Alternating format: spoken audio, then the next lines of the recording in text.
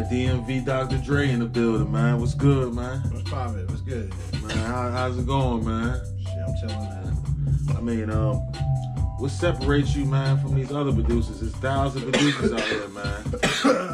What separates your work habit from, you know, these other producers, you think? You know what I mean? Because, I mean, I personally know you for years, man. I know you've been doing the same thing, grinding. But, you know, to the people that don't know. So I think the main thing is, like, you know what I'm saying, early in your career, a lot of people try to, like, keep looking back at your accolades and reviewing them over and over and over again. In this game, like, it come at you so fast, man, you just gotta keep moving. Like, you can't, you know what I'm saying? Like, I know I just recently got some placements or whatever, and I ain't even got the money yet for them or nothing like that, but still, you know what I'm saying? You can't count on money you ain't made yet, so, you know what I'm saying? Like, back here working again, you know what I'm saying? Yeah, like, you can't stop and look at your accomplishment. That's what you do when you retire. You can't do that, you know, during your career. You know, you don't get your career isn't for you. People come to you for your talent. So, you know what I'm saying? You spend your whole career spilling that out. You know, you ain't got no more, you retire. Right. Yeah, so how you get started doing music, man? Like, how you, like... You know, in this area, it's usually go-go or church, a little bit of both, you know what I'm saying? Right. So, I had to say those two things, or what, you know what I'm saying? Because around here, it's a little different. Like, every neighborhood or every place or state has their own place where certain type of talents, like, you know what I'm saying, fester or whatever. Like, for LA, it was the swap meets when the NWA did their stuff. And for New York, it was, you know, at the breakdance battles where they had the DJ parties or whatever. Right. Where the MCs would do that or whatever. But for the DMV, it's always been go-go. And, of course, everybody's church. But, like, definitely DMV, if you have to pick one thing that's unique to them, you have to say go-go. So, growing up, you was cool if you was in a go-go band. You know what I'm saying? Niggas wasn't playing no football. Right. I mean, I played football. They definitely wasn't no Bamas if you was in the go-go. Yeah, like, you was the cool person. Like, the Friday night, you wasn't. If you started rapping at the go-go, they'd probably kick you out. You know what I'm saying? They want to hear a straight motherfucker. So if you was in the band, you was cool, and that's where all the violence would happen. That's where all the first dates and everything, all that stuff would happen, like, at the go-go or whatever. And to this day, it's still, like, some people that are even my age, they still go and still live in that culture, you know what I'm saying? So that was the first thing. Like, you know what I'm saying? A little kid watching older go-go bands playing, trying to sneak and watch them play. And then when they get off or take a break, you hop on the instrument. Same thing at church. Watching the older musicians play, they get off, we hop right on. Right, and then if they see you doing something, then, you know, of course, they push you or they add you on a song. Or, you know what I'm saying? Like, my uncle's Jimmy Bennett, when I was 16, he saw I could play a little bit. He had me play with them at Lamont. So I'm 16 years old playing keyboard at Lamont with a blues band. Just stuff like that. You started at a real early age doing it. Yeah, definitely. You know what I'm saying? It's like something you can't even help. Like, right now, my son downstairs playing the damn keyboard, making beats and shit. You know what I'm saying? Right. Like, you know, you can't. It's just locked in. You like, it's addiction. Like, you know what I'm saying? A real live addiction. But if you know what I'm saying, you focus you know what I'm saying? You focus the grind, you can survive it. So, right. You know. Definitely benefits from grinding and, you know, taking it serious. Yeah. And then following your shot, you know, releasing the music, putting this stuff out or whatever. You know what I'm saying? That's what I'm trying to be solid at now. You know what I'm saying? I got opportunities at me. My man want me to send him some tracks. He got a situation in LA. He knew he sent some shit. I'm 3-4 days late because I was doing other shit, but at the same time, now I had to cook up a 10-pack. Send that shit to him tonight. Like, you know what I mean? Like, yeah, I got a building, and, you know, all the stuff, you know, people want to know I got my kids back, and I went through a bunch of stuff. And, you know what I'm saying? I'm around. Niggas know, you know what I'm saying? I'm around. So it's just, instead of, like, I don't have time, like I was talking about earlier, like, glorifying and looking back on what your accomplishment is. You know what I'm saying? You're still young. You got a long way to go. Right, you know what I'm saying? So, fuck it. But, yeah. So what artists have you worked with in the industry? Any genre, or what artists would you like to work with that you haven't? Production wise, a lot of hip hop stuff, you know what I'm saying? I've done some R&B things, and then as an engineer, I've worked with people too. So it's kind of two sides of that. I kind of got like two careers going. Right. So, you know what I'm saying? As an engineer, I've worked with some of them on both sides. But 50 Cent, Lloyd Banks record I had an engineering on. A lot of old stuff, Rocco, Lil Wayne. I was on with Lil Wayne while I did the beat. Jim Jones, Styles P is one of my favorite verses that I did with somebody. Jim Jones, of course, you know what I'm saying? My least favorite verse out of everything was probably the joint that Wayne rapped on, just because he probably got paid to do it, and so he, you know what I'm saying, he did the quick joint, was out, you know what I mean? Hey, Soulja Boy. Just fuck around. But nah, Kendrick Family Soul, I got to engineer on some of that stuff. Like I said earlier, you know what I'm saying, it's hard to kind of look back and count stuff, but I can sit here and like go through everything. Like, oh yeah, I did. You know what I mean? I worked on this, I worked on that, but my favorites definitely was the Styles P, My Culture, which was on the Phantom Menace 2 mixtape. I think you found that one for me. Okay, so yeah. So, and then Jim Jones, So Fly, which was on the Bird Gang Money album. I like that verse. You know what I'm saying? Just for working with somebody, I kind of get hip hop and have them do a verse. Then I engineered on a 50 Cent, They Burn Me. So Governor sang the hook on that, and I got a chance to record that. And you know what I'm saying? So just to be a part of some hip hop stuff, you know what I mean? And I'm friends with a lot of people that were behind the scenes in the culture of Broadway, who helped start This Is 50, or it came with the initial idea anyway, which was the groundbreaker or the platform starter for World Star. Right. You know what I'm saying? World Star was always cranking, but you know, This Is 50 definitely put it in a, you know, hip hop only perspective for the most part. Whereas World Star's more fights, whatever. Right. Anything. You can get a World Star and get knocked the fuck out. So, a lot of people, man. Raheem Devon, of course. I spent a few years with Chucky Thompson, training and engineering for him, and kind of like an internship, you know, working production management type thing. Kevin Jackson. You know what I mean? I've been around, so you know, but you know, just a lot of stuff, man. Just looking forward and trying to stay relevant. That's the hardest thing. You gotta be a moving boat. You know what I'm saying? Right. You can't never settle. You have to. Now I'm trying to work with. Sleep what? I'm trying to work with Shaq West. I'm trying to work with Kendrick Lamar, of course, J. Cole. Those are the norms that, you know, all right, yeah, of course. Who doesn't want to work with them? But I also want to work with, like I say, I like to work with Shaq West, of course. I don't know, man. I like his song. And of course, Big Crit, still. Of the youngins, maybe A$AP Ferg. I like his stuff. Okay, yeah. You know what I'm saying? Young Dolph, of course. I'd love to work with Dolph. Right. Because he know how to make songs, you know what I'm saying? Right. Regardless of what they, you know what I mean? So, but just whatever, man. I'm down to work with anything. I kind of look at it as each day at work, I'm changing styles and music all the time. So versatile. Yeah, whatever comes in the door, that's what's on the plate for the day. Like, hey team, this is what we doing. Just focus on one thing. Yeah. Right now we're doing R&B for a young person. You know what I mean? Okay. So, cool. Yeah, it's whatever. You know what I mean? Like I don't even care. Grinding. I'll do country. Right. You have done country too. Yeah, I have. That's crazy. Yeah. Wow. So what you charging for a beat like that? You put that together in probably 15 minutes, 20 minutes tops.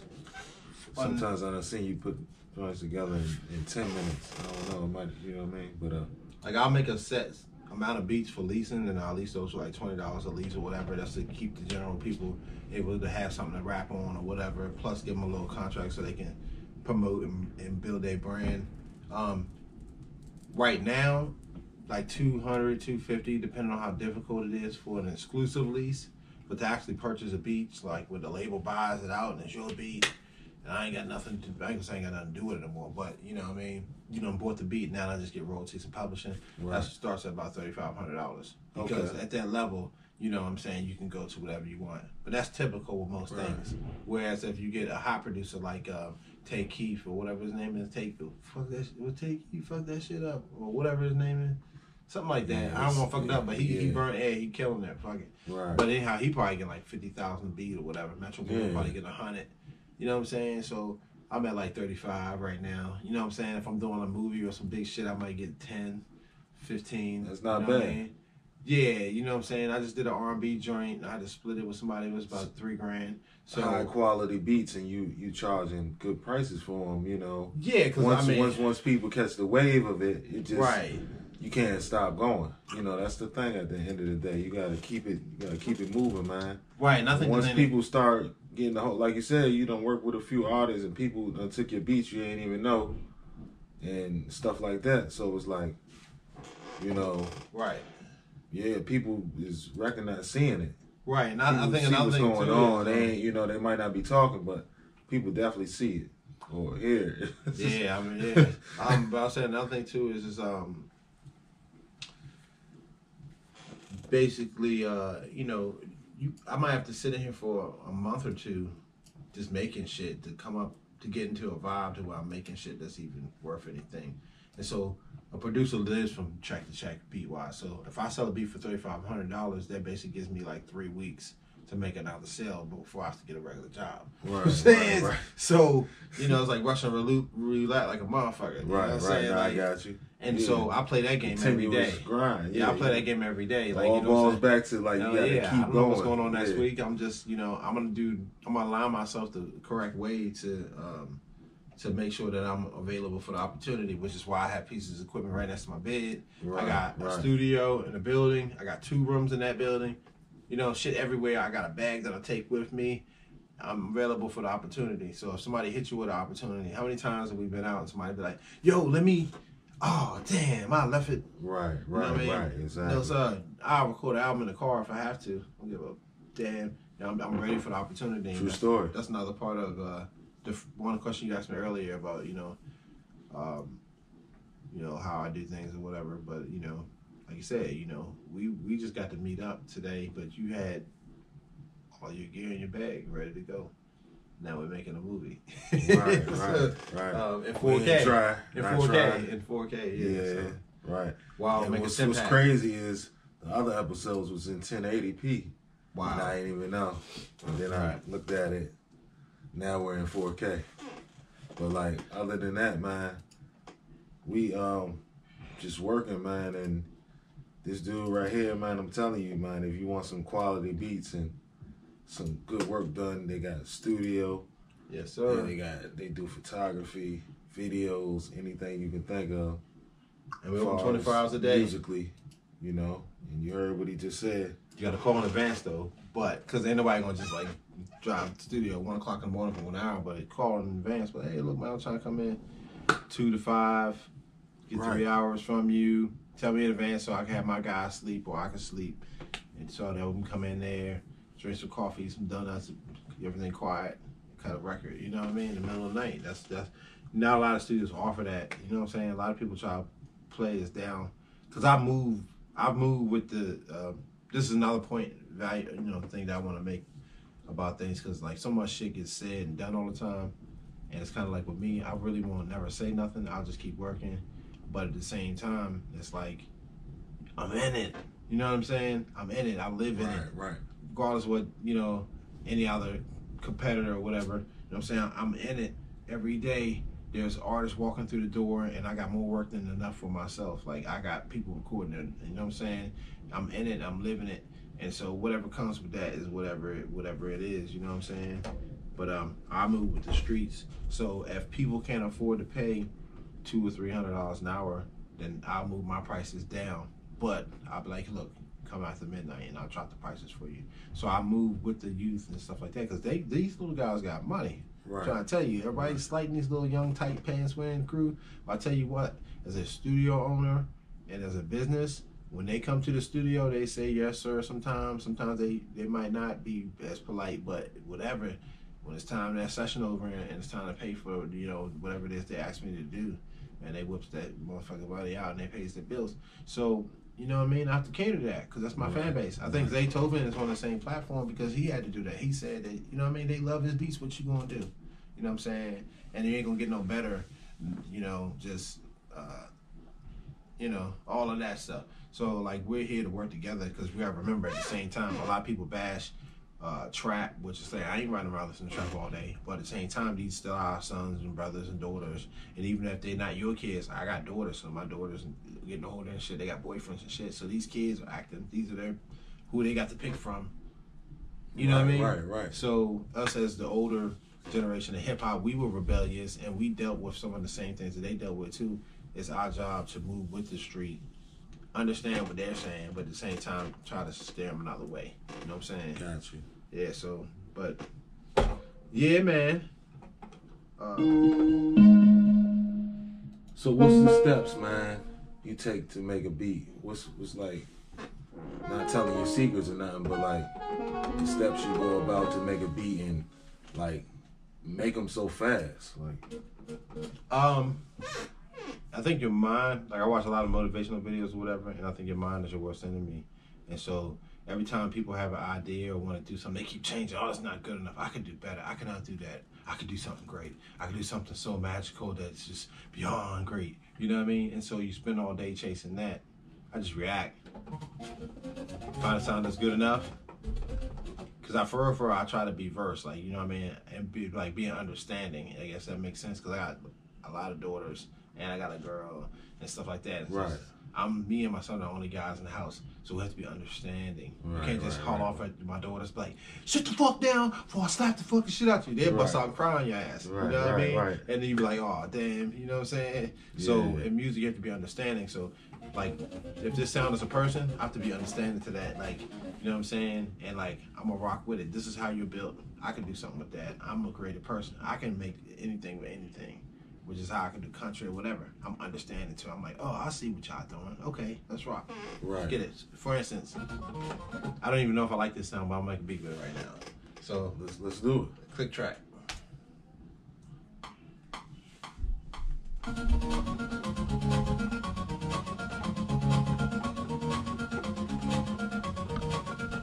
All right, that might not even be my swag, but I'm gonna do it because it sounds right.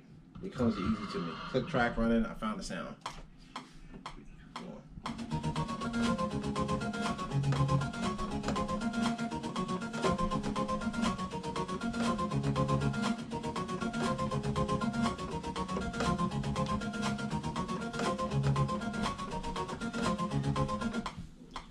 Alright, it is what it is. So, and that's the thing, like, I made a decision, and because it's MIDI and a computer, you can transpose and modulate. Sometimes morphing a sound like this into something else might make the track. Like, I'm gonna take this first, I might make it a wave file and reverse it backwards just to hear it real quick. It might sound like shit, but I'll at least check it real quick. You know what I mean? Which kind of gives me, you know.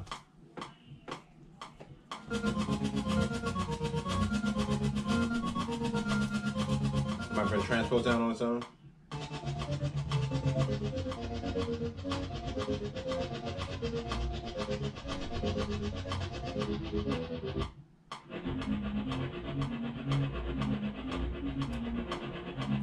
Yeah, it had nothing to do with what I was about to do, but I'm rolling with it.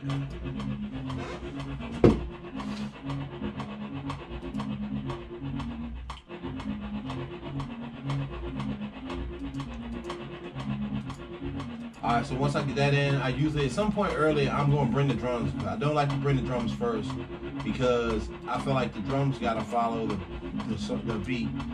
You know what I mean? So, how can they come first? Because a kick drum has a tone. You know what I mean? Not all the time, but a kick drum has a tone, so you got to pick the sound so you can match that tone, see what's going to work.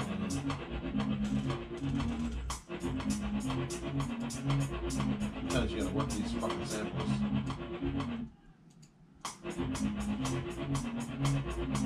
Sounds like Michael Jackson shit, for real. And guess what though? No rules.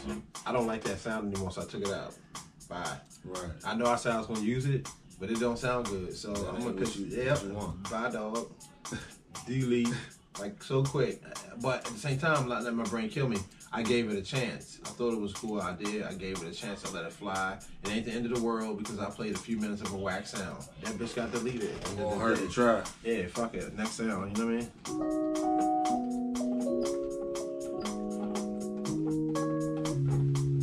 Change vibes all the way, but now I'm reaching for shit. But I'm actually I know in the back of my mind I have somebody that has a deal that's 15 years old and a female, so I might lean that way on my production for the time being, knowing I could put it there, I could use it for that. You know what I mean? Right.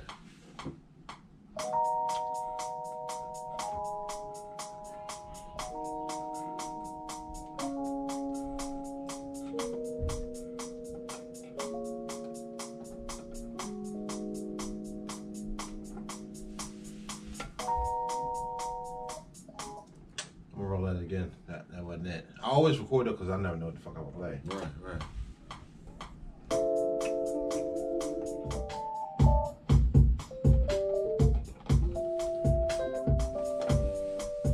All right.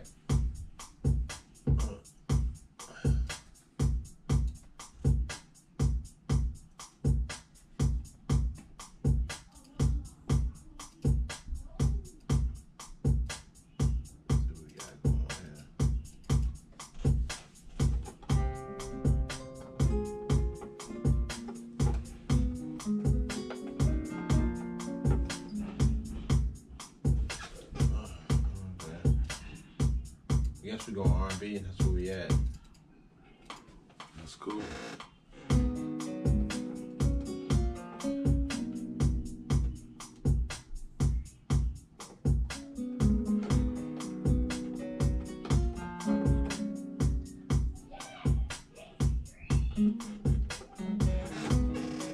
Alright, shit. Okay.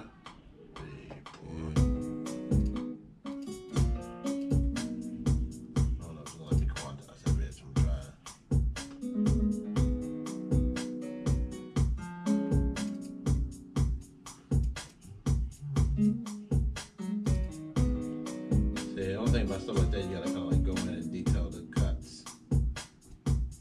Right.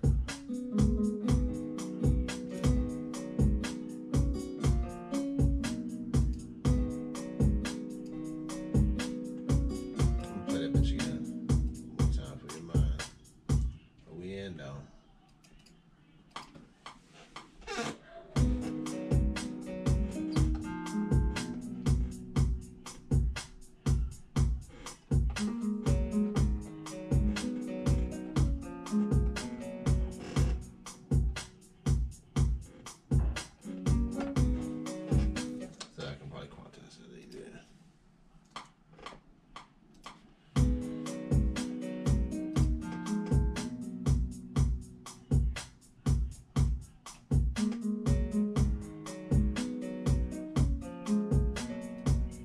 Base of that bitch, I'm out. And then I'll come back later and detail it and add the bridges and make it a record.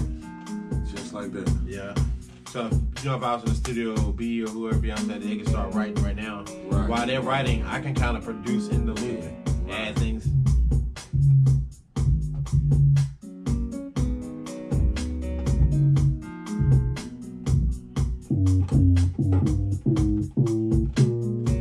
This is usually when the writers will kind of start getting in the corner and start talking, coming up with shit, and you'll hear melodies, and you can kind of play off of that. So, I'm with my bass.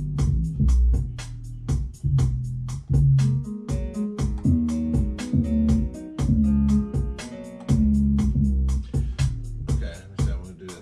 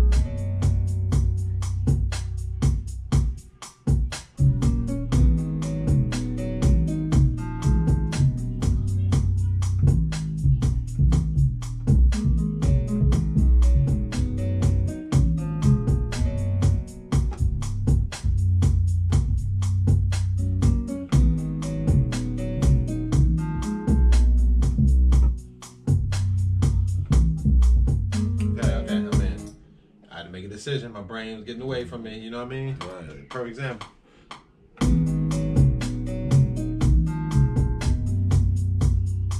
Alright, ain't that. One more time. Then I go back and fuck with it later. See.